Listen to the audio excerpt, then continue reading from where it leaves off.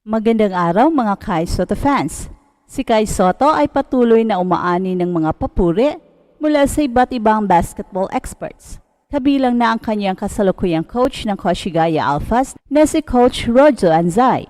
Sa kanyang pahayag, inilarawan ni Coach Anzai si Kai bilang isang pambihirang atleta na hindi lamang umaasa sa kanyang taas, kundi nagtataglay din ng kahangahangang bilis at husay sa paglipat mula sa mga fakes patungo sa makapangyarihang mga dunks. Ang ganitong klaseng versatility ay bihirang makita sa isang manlalaro na may taas na 7'3". Kaya naman malaki ang naging epekto nito sa laro ng Koshigaya Alphas ngayong season. Ang kanyang kakayahang mag-adapt sa iba't ibang sitwasyon sa loob ng court ay patunay ng kanyang potensyal bilang isa sa mga pinakamahusay na sentro ng kanyang henerasyon. At dagdag pa rito, binibigyang diin din ni Coach Anzai na ang karanasan ni Kai ay nasa yugto pa lamang ng pag-develop. Sa kabila ng kanyang kabataan, ipinapakita na ni Kai ang kanyang kahandaan na harapin ang mga hamon sa mas mataas na antas ng competition. Sa kanyang edad na 22 years old, marami pa siyang pagkakataong matuto at umunlad, at ang pagbibigay ng sapat na playing time ay isang mahalagang aspect ng prosesong ito.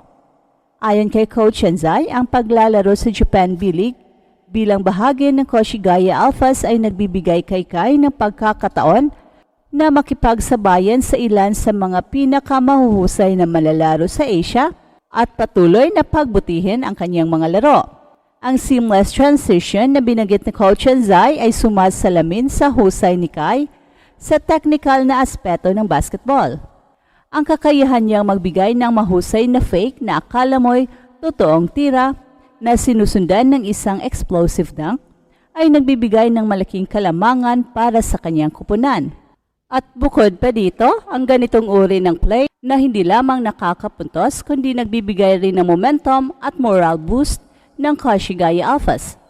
Sa bawat pagkakataon na magawa ito ni Kai, hindi lamang siya naging bentahe sa opensa, kundi nagiging inspirasyon din siya para sa kanyang mga kakampi na maglaro ng mas agresibo. Higit pa sa kanyang pisikal na kakayahan, pinuri rin ni Coach Anzai ang work ethic ni Kai sa loob at labas ng court. Ang pagiging bukas ni Kai sa mga criticism at ang patuloy niyang pagsusumikap na maabot ang kanyang potensyal ay mga katangian na bihirang makita sa isang batang atleta. Ito ang dahilan kung bakit patuloy siyang hinuhubog ng kanyang coach hindi lamang bilang isang manlalaro, kundi bilang isang leader ng kupunan. Ang kombinasyon ng natural na talento, disiplina at determinasyon ang nagbibigay sa kanya ng matatag na pundasyon upang maging matagumpay sa kanyang basketball career. Bukod sa mga personal na katangian ni Kai, mahalaga ring bigyan pansin ang papel ng Japan B-League sa kanyang paglago bilang atleta. Ang competition sa Japan ay kilala sa mas mataas na kalidad at disiplina sa laro, na siyang nagbigay kay Kai ng mas malalim na pag-unawa sa mga intricacies ng basketball. Sa pamamagitan ng pagkakaroon ng exposure sa ganitong uri ng liga, natuto siyang mag-adjust sa iba't ibang estilo ng laro at mas nagiging handa sa pagharap sa mas mahigpit na competition, kabilang na ang mga international tournaments tulad ng FIBA.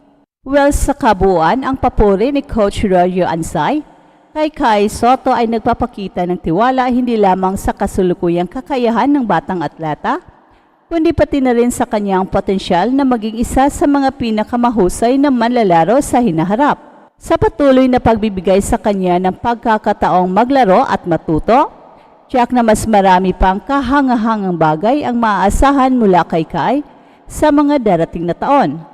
Ang kanyang pagsisikap at dedikasyon ay nagiging inspirasyon hindi lamang sa kanyang kupunan, kundi pati na rin sa mga kabataang Pinoy na nangangarap na makamit ang tagumpay sa larangan ng basketball.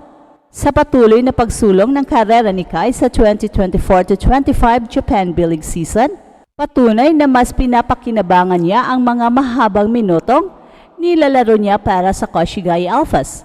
Isang bagong karagdagan sa roster ng Koshigaya Alphas ngayong season, ang 7'3" Pinoy big man na siyang nagpakitang gilas sa kanilang home victory laban sa Kawasaki Brave Thunders noong December 8 kung saan nagtala siya ng 25 points and 18 rebounds. At dahil dito, natapos ang Alphas, ang kanilang dalawang sunod-sunod na panalo laban sa parehong kalaban at naitala ang kanilang season best na 3 magkakasunod na panalo. Sa kabuuan, hawak ng Koshigaya Alphas ang record na 6-13 hanggang sa December 11 at sa post-game press conference, positibo ang pananaw ni Kai matapos ang tagumpay. Sa tingin ko, naging maayos ang laro ko, lalo na sa rebounding at pagprotekta ng boards.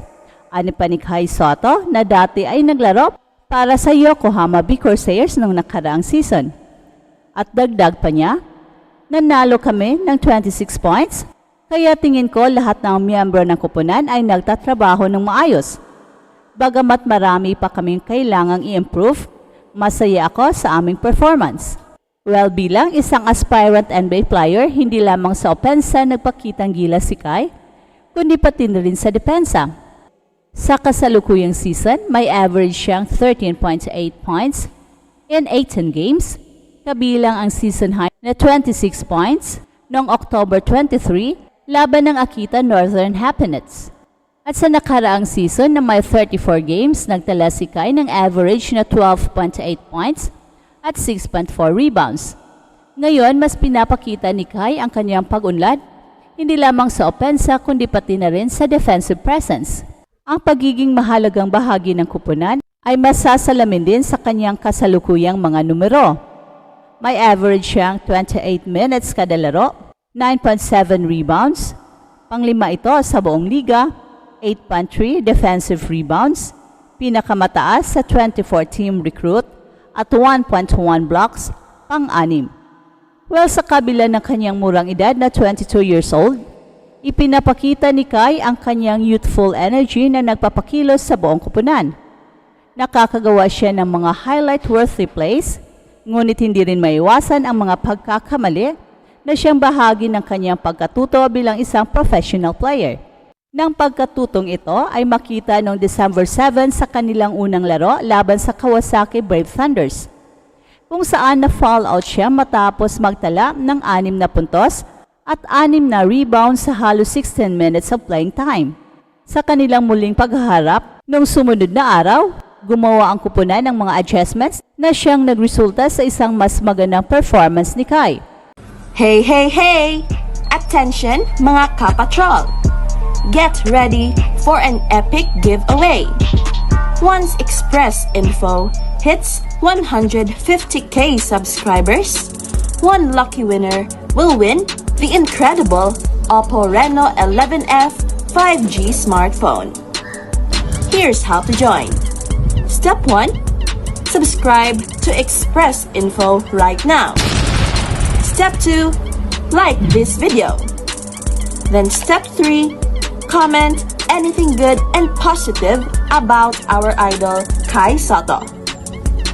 Super easy. Just subscribe, like, and comment.